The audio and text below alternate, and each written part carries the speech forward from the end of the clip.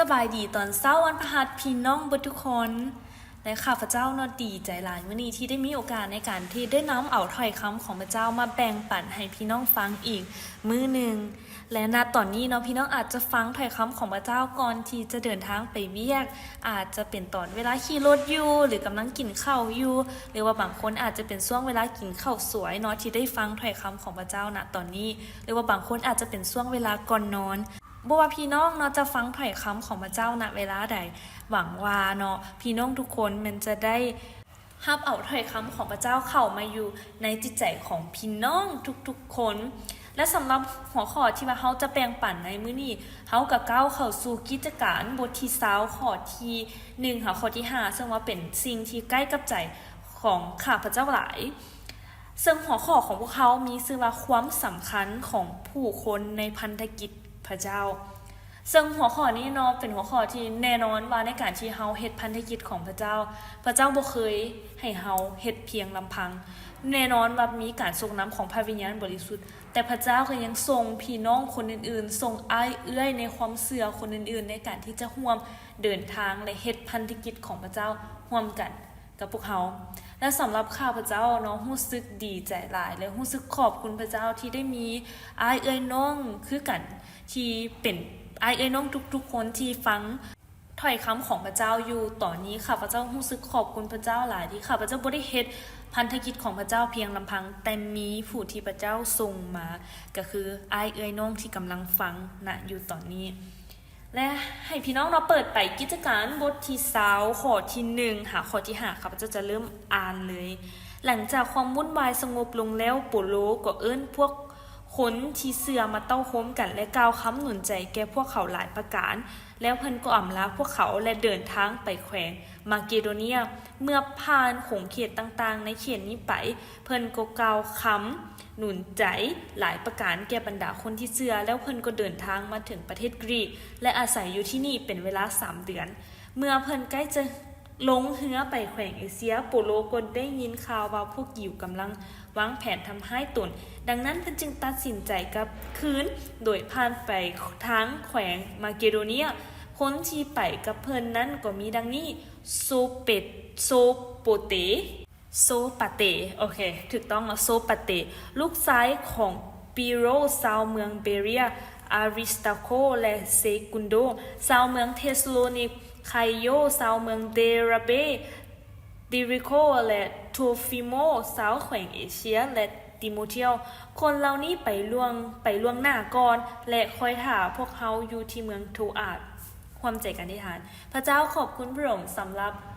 ผู้คนของพระเจ้าที่พระองค์ได้ทรงมาในการเฮ็ดพันธกิจร่วมกันกับพวกลูกให้พวกลูกได้เห็นเลยว่า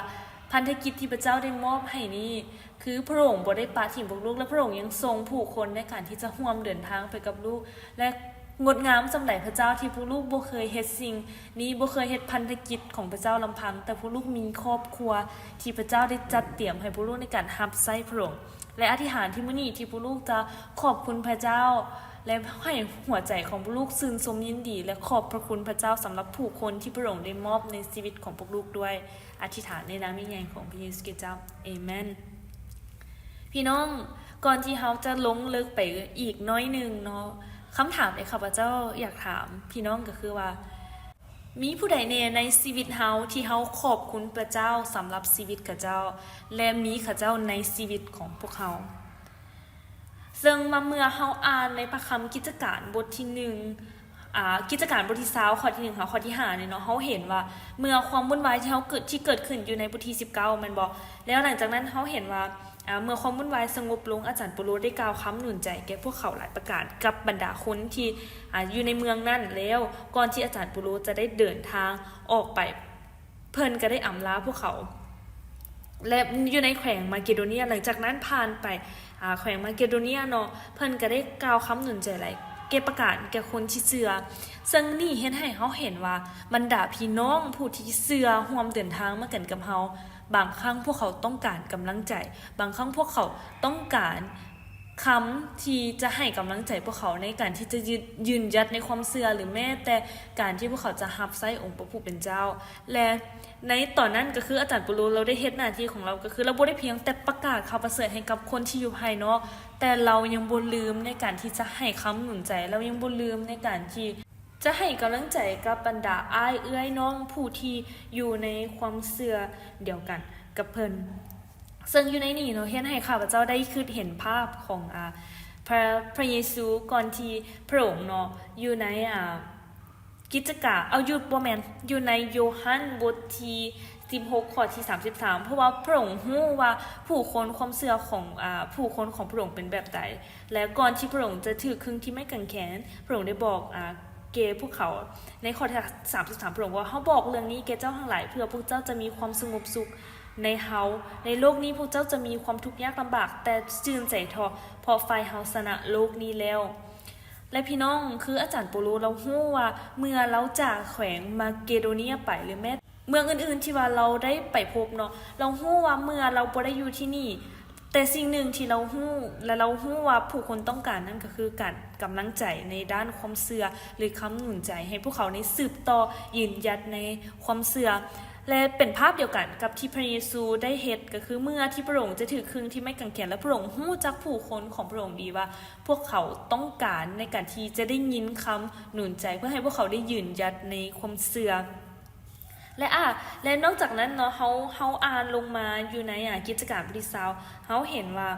คือมีคนที่ไปกับอาจารย์ปุโรมีโซเปโตลูกชายของปีโรชาวเมืองเบเรียอาริสตาโคและเซกุนโดและก็มีหลายคนและอยู่ในนั้นก็มีติโมเธียวนำซึ่งเฮาเห็นว่าการที่อาจารย์ปุโรได้เดินทางไปเราเฮ็ดพันธกิจเราบ่ได้เฮ็ดคนเดียวแต่เรามีผู้เชื่อคนอื่นๆเรามีอ้ายเอ้ยน้องที่ร่วมพันธกิจไปคือกันกับเราเฮาเช่นเดียวกันพี่น้องคือเมื่อเฮากลับมาเห็นชีวิตของเฮาเนาะในการที่เฮาเฮ็ดพันธกิจของพระเจ้าณตอนนี้เฮาบ่ได้เฮ็ดคนเดียวแต่พระเจ้าจัดเตรียมผู้คนร่วมกันกับเฮาแล้วถ้าหากว่าพี่น้องเนาะกำลังคิดว่าตอนนี้พี่น้องอยู่คนเดียวอยากให้พี่น้องกลับทบทวนอีกรอบนึงและพี่น้องคิดเบิ่งว่ามีผู้ใดแน่ในชีวิตเฮาที่รับใช้พระเจ้าร่วมกันกับเฮาและเฮ็ดพันธกิจร่วมกันกับเฮาข้าพเจ้าดีใจหลายพี่น้องที่ข้าพเจ้าบ่ได้เฮ็ดสิ่งนี้เพียงลำพังข้าพเจ้ามีทีมและมีผู้รับใช้พระคริสต์คนอื่นๆหรือแม้และกับพี่น้องเนาะพี่น้องก็เป็นผู้รับใช้พระคริสต์ที่รับใช้เช่นเดียวกันกับข้าพเจ้าข้าพเจ้ารู้สึกดีใจหลายและขอบคุณพระเจ้าสำหรับอ้ายเอ้ยน้องทุกๆคนที่ยืนหยัดในความเชื่อและก็รับใช้พระเจ้าร่วมกัน2อย่างที่เฮาเรียนรู้จากถ้อยคำนำมื้อนี้เป็นสั้นๆเนาะก็คืออันทำอิทแมนคือดังที่อาจารย์ปุโรเราจะได้เดินทางไปแขวงอื่นสิ่งที่เราได้เฮ็ดมันเราให้กำลังใจแล้วหนุนใจแก่ผู้ที่เชื่อทุกๆคนคำถามสำหรับเฮาก็คือว่าณตอนนี้มีผู้ใดบ่ที่เป็นอ้ายเอ้ยน้องเฮาที่กำลังต้องการกำลังใจและพระเจ้าจะสามารถนำใช้เฮาเป็นผู้นั้นที่ให้คำหนุนใจอธิษฐานเพื่อพวกเขาสอบถามพวกเขาและอยู่กับพวกเขาเพราะว่าท้ายที่สุดพวกเขามีพระเจ้าแน่นอนว่าเฮาทุกคนมีพระเจ้าแต่เฮาก็ต้องการได้ยินกำลังใจจากผู้ที่เอิ้นว่าครอบครัวในฝ่ายความเชื่อเช่นเดียวกันและอันที่2ก็แม่นการที่เฮา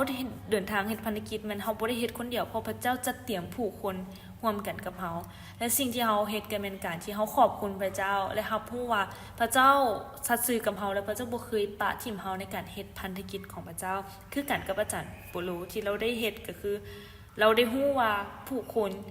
ที่พระเจ้าได้จัดเตรียมในการเฮ็ดพันธกิจกับเราและได้เดินทางไปก่อนหน้าเราแล้วเราบ่ได้เฮ็ดพันธกิจนี้คนเดียวอยากให้ช่วงในเช้ามื้อนี้เนาะเฮาได้ขอบคุณพระเจ้าหลายขึ้นและให้เฮาได้มีการขอบคุณพระเจ้าสำหรับอ้ายเอ้ยน้องคนอื่นๆที่พระเจ้าได้มอบในชีวิตเฮาได้ให้เฮาได้เฮ็ดพันธกิจให้เฮาได้แบ่งปันชีวิตให้เฮาได้ใช้ชีวิตร่วมไปกับพวกเขาและให้เฮาได้รู้สึกว่าการที่เฮารับใช้พระเจ้านี่เฮาบ่ได้เฮ็ดคนเดียวแต่เฮามีครอบครัวที่พระเจ้าได้มอบไว้ให้กับเฮาอีกข้อนึงพี่น้องมีผู้ใดบ่ที่ต้องการกำลังใจจากเฮาต้องการคำอธิษฐานจากเฮา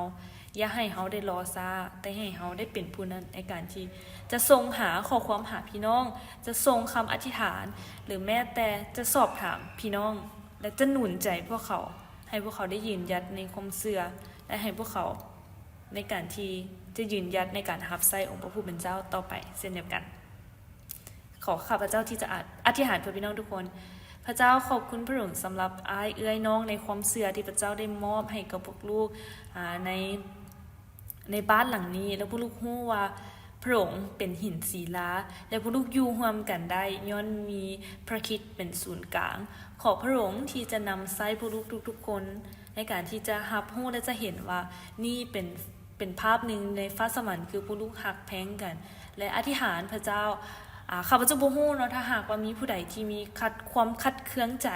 ต่อบรรดาอ้ายเอื้อยน้องในฝ่ายความเชื่อขอพระเจ้าที่จะให้หัวใจพวกลูกในการที่จะให้อภัยหรือแม้แต่นำใช้พวกลูกเองพระเจ้าในการที่จะออกไปและในการที่จะแซดหาในการที่จะสอบถามอ้ายเอื้อยน้องคนอื่นในเมื่อพวกเขาได้พบเจอกับความยุ่งยากความท้าทายในชีวิตโปรดนำใช้พวกลูกด้วยให้เป็นผู้นั้นให้ฮักพี่น้องร่วมกันในฝ่ายความเชื่อและอธิษฐานในการผู้ลูกรับใช้พระเจ้าผู้ลูกฮู้ว่าผู้ลูกบ่ได้เฮ็ดคนเดียวแต่มีคนอื่นๆที่พระเจ้าได้จัดเตรียมให้กับผู้ลูกแล้วอธิษฐานมอบบางเช้าในมื้อนี้ให้พระองค์เป็นคนนำทางด้วยอธิษฐานในนามยิ่งใหญ่ของพระเยซูคริสต์เจ้าเอเม